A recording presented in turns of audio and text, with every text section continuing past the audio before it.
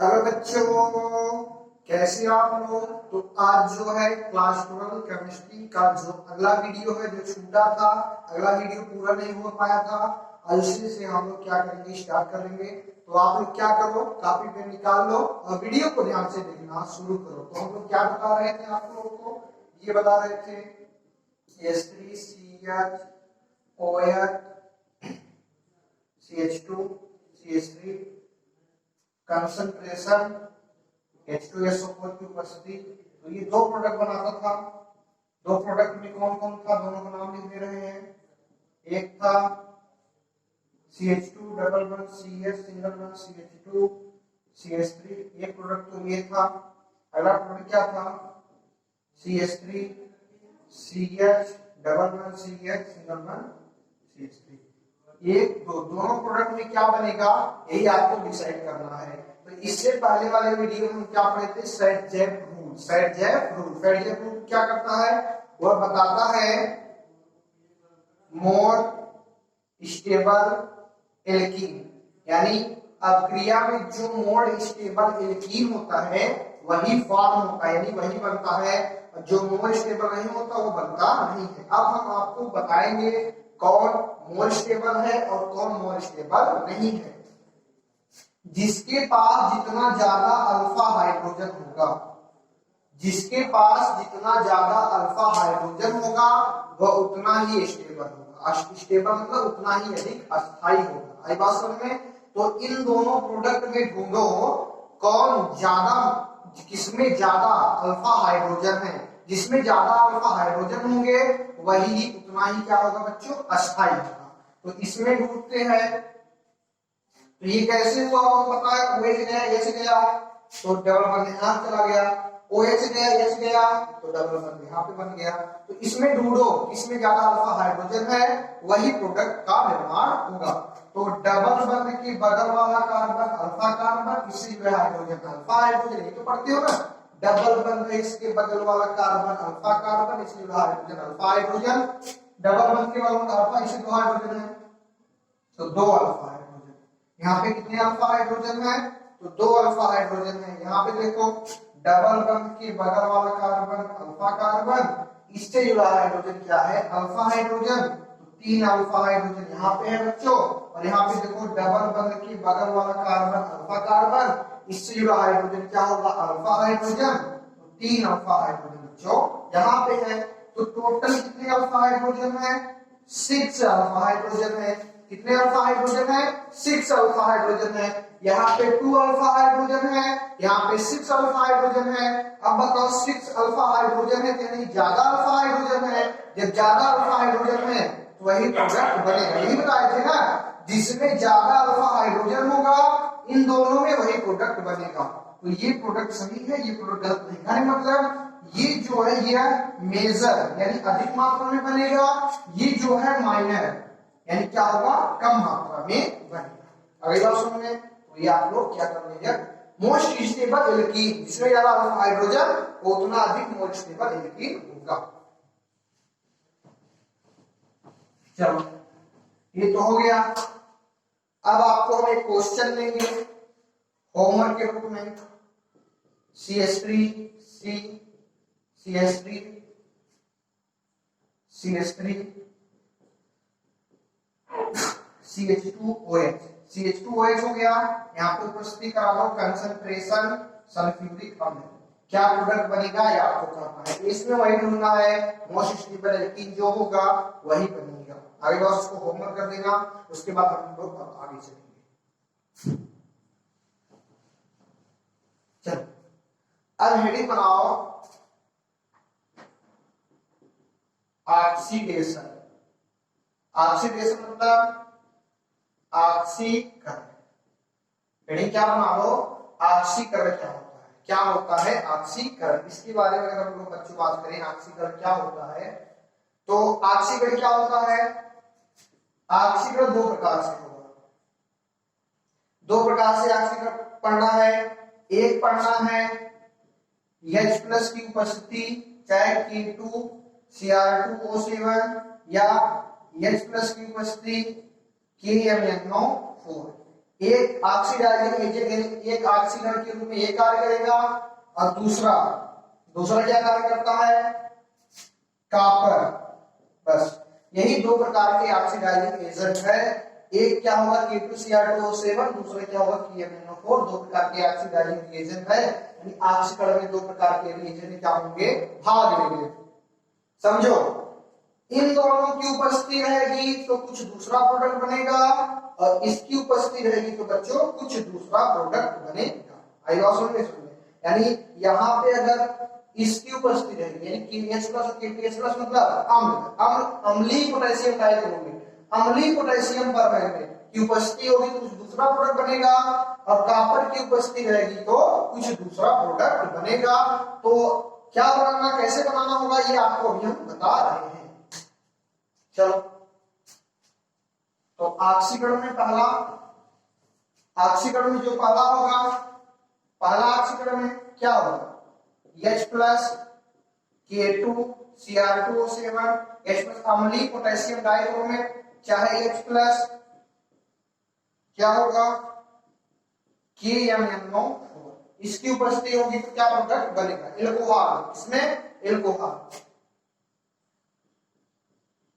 RCH2OH, ये क्या है बच्चों, एल्कोहल। ये क्या है, एल्कोहल है। इसकी उपस्थिति करा दे, किसकी करा दे, H+ की करा दे, और K2Cr2O7 करा दे, तो ये प्रोडक्ट बनाएगा RCOOH।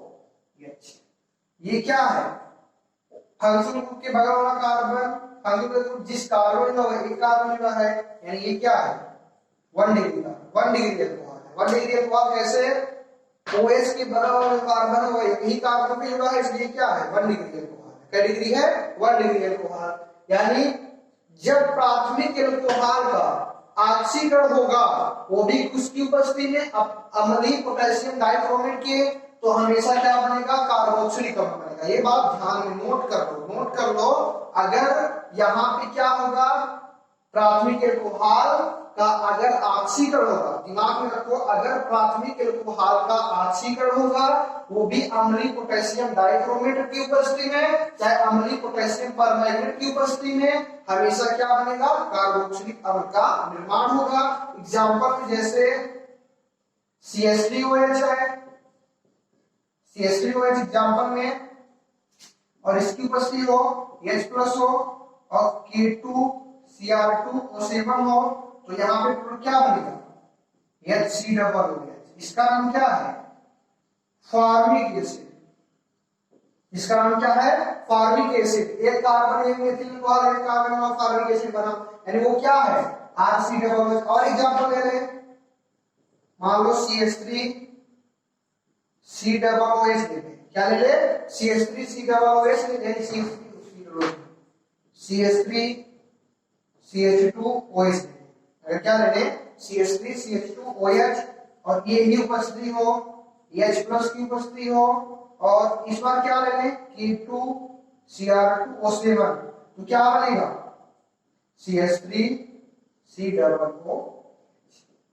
यानी ये OH को COOH में कन्वर्ट होता है। जी, आई बात समझ नहीं समझ में? यानी जब भी प्राथमिक अल्कोहल का अम्लीय पोटेशियम डाइक्रोमेट हो या अम्लीय पोटेशियम परमैंगनेट हो, उसकी उपस्थिति में अगर इसका ऑक्सीकरण होता है, ऑक्सीकरण किसके द्वारा होता है, O द्वारा होता है। ऑक्सीकरण किसके द्वारा होता है, O। ऑक्सीकरण किसके द्वारा होता है, O। अब इसको समीकरण बैलेंस एकदम आराम से कर सकते हो। देखो यहाँ पे 3 2 5 1 4 हाइड्रोजन, 3 4 समूह में एक जल, तो यहाँ पे बात चलेगा, उससे मतलब नहीं है। मेन प्रोडक्ट देखो, ऑक्सीजन को 2 1 3 में एक है, 2 से गुणा कर दो। आई बात सुनिए। यानी कोई भी प्राथमिक अल्कोहल होगा, अगर उसका अम्लीय पोटेशियम परमैंगनेट या पोटेशियम डाइक्रोमेट की उपस्थिति में ऑक्सीकरण होगा तो हमेशा क्या बनेगा, कार्बोक्सिलिक अम्ल का क्या होगा, निर्माण होगा। ये बात आप लोग ध्यान में रखो। यानी ऐसे, ये बात ध्यान में रखो, ROH यहां पे H+ हो, K2Cr2O7 हो, या यहां पे लिख दे रहे या क्या हो, H+ हो और KMnO4 हो। आर ओ एच किसमें कन्वर्ट होगा, R C double O H. यही बात ध्यान में रखना है, यही बात ध्यान में रखना है। आर ओ एच अम्लीय पोटेशियम डाइक्रोमेट, अम्लीय potassium permanganate, R C double O H. Carboxylic अम्ल में बदल देगा। ये कै डिग्री अल्कोहल होना चाहिए, 1 डिग्री अल्कोहल होना चाहिए, ये 1 डिग्री अल्कोहल होना चाहिए। आई बात समझ में? उतार लो। अभी तक की बात चली है डिग्री अल्कोहल पर। अब एक डिग्री अल्कोहल पर एक एग्जांपल आपको जल्दी बोल दें होमवर्क के लिए, होमवर्क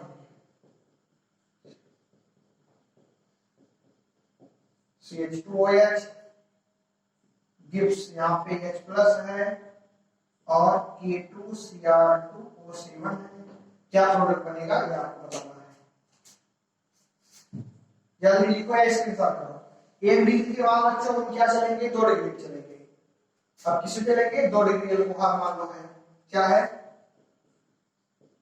CH3CH, मान लो क्या है 2 डिग्री अल्कोहल है, CH3 यहाँ पे OH। क्या ऐसे कर दो, यहाँ पे R कर दो, यहाँ पर भी R कर दो, ये R1 होगा तो ये R2 हो जाएगा। आई बात सुन लो। अब देखो ये 2 डिग्री अल्कोहल है, क्या डिग्री अल्कोहल है, 2 डिग्री अल्कोहल है। 2 डिग्री अल्कोहल कैसे है, OH जिस कार्बन जुड़ा है वह 2 कार्बन जुड़ा है, इसलिए क्या बन गया 2 डिग्री अल्कोहल बन गया।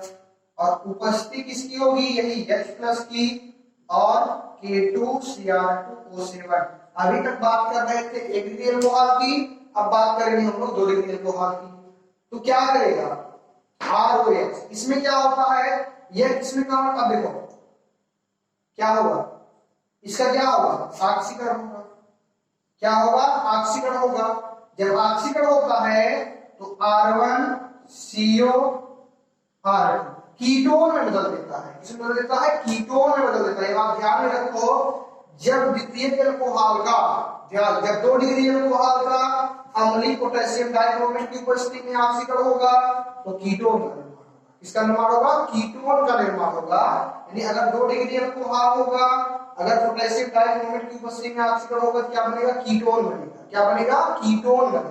क्या बनेगा, कीटोन। ये बात ध्यान रखो, कीटोन बनेगा।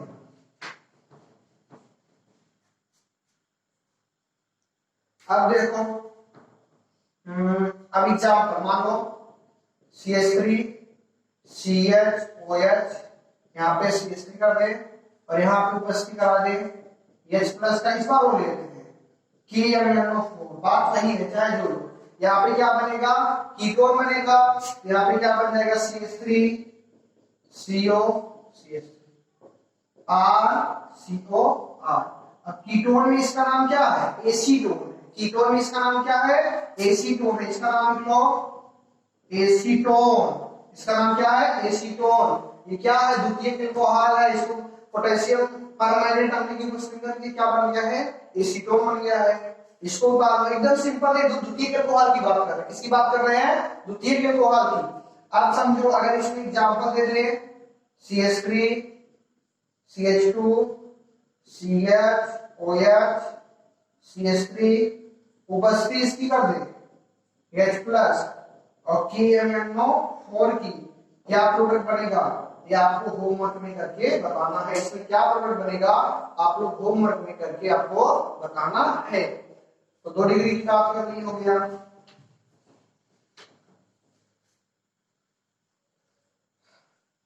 अब 2 डिग्री की बात कर रहे हैं। अब 3 डिग्री की अगर बात करें, ROH R और यहाँ पे क्या लिख दें H प्लस और KMnO4। तो नो चेंज, क्या होता है, नो चेंज। कहने का मतलब जो द्वितीयक अल्कोहल होता है यह इससे अभिक्रिया ही नहीं करता है, तो यहाँ पे कोई अभिक्रिया नहीं होगी। तो ऑक्सीकरण ये हो गया, पहले ऑक्सीकरण ये हो गया। आगे हम बात करेंगे कॉपर और इसकी उपस्थिति। अगर ऑक्सीकरण करें तो क्या चेंज होगा, इसमें पहले 1 डिग्री अल्कोहल ले लें। क्या ले लें, 1 डिग्री अल्कोहल ले लें। ROH ले और इस बार क्या ले, कॉपर ये ले ले। अब ये किसमें बदलता है, इसकी उपस्थिति में अगर ऑक्सीकरण करेंगे तो RCHO में बदलता है। किसमें बदलता है? RCHO। किसमें बदलता है? RCHO। ये कौन है RCHO? एल्डिहाइड। ये क्या है? एल्डिहाइड है। कार्बन मतलब उसका जब ऑक्सीकरण किए थे तो कार्बोक्सिलिक अम्ल बना था, इसका ऑक्सीकरण कर रहे हैं एल्डिहाइड बनेगा। अंतर क्या है? वहां पे अम्लीय पोटेशियम डाइक्रोमेट या पोटेशियम परमैंगनेट लिए थे और यहाँ पे उपस्थिति किसकी है? कॉपर की, इसलिए ऐसा हुआ। इसलिए ऐसा हुआ, यानी एक डिग्री लोहा को कॉपर की उपस्थिति में ऑक्सीकरण करेंगे तो हमेशा क्या बनेगा? एल्डिहाइड बनेगा। क्या बनेगा? एल्डिहाइड बनेगा। बस यही अंतर है और सेकंड और थर्ड में वही रहेगा ना। तो यहाँ पे मान लो अगर ये ले ले CH3OH ले ले, इसको कॉपर इसकी उपस्थिति में ऑक्सीकरण करा दें तो क्या बन जाएगा? HCHO बन जाएगा और क्या बनेगा? जल। वाटर मॉलिक्यूल क्या होगा? बाहर हो जाएगा। वो जरूरी नहीं, जरूरी ये है। और मान लो अगर ये ले ले CH3 CH2OH और यहाँ पे कॉपर इसकी उपस्थिति में ऑक्सीकरण करा दिए तो यहाँ पे क्या बनेगा? देखो दो ऑक्सीजन वाले अब हो जाएगा तो वही बनेगा CH3 CHO और वाटर मॉलिक्यूल क्या होगा? बाहर हो जाएगा। हाइड्रोजन 3 2 5 1 6 3 1 4 2 6 2 ऑक्सीजन उसे पूरा कर दो। यानी एल्कोहल से एल्डिहाइड बनाना हो कॉपर की उपस्थिति करना और एल्डिहाइड से कार्बोक्सिल बनाना हो तो अम्लीय पोटेशियम डाइक्रोमेट की उपस्थिति करना। यही हमारे बता, यही मेरे बताने का यही तरीका, जो भी बताने का वो था मेरा यही था। एल्डिहाइड मतलब एल्कोहल से एल्डिहाइड बनाना हो तो कॉपर की उपस्थिति करना और एल्कोहल से कार्बोक्सिलिक कराना हो तो अम्लीय पोटेशियम परमैंगनेट या अम्लीय पोटेशियम डाइक्रोमेट की उपस्थिति में रिएक्शन कराना। तो इसके आगे का जो वीडियो बच्चों वह अगले वीडियो में बात करेंगे ना। इसके आगे का जो भी टॉपिक है अभी थोड़ा सा और बचा है उसको हम नेक्स्ट वीडियो बात करेंगे। तब तक के लिए हंसते रहो, सुनाते रहो और वीडियो को ध्यान से देखते रहो। धन्यवाद।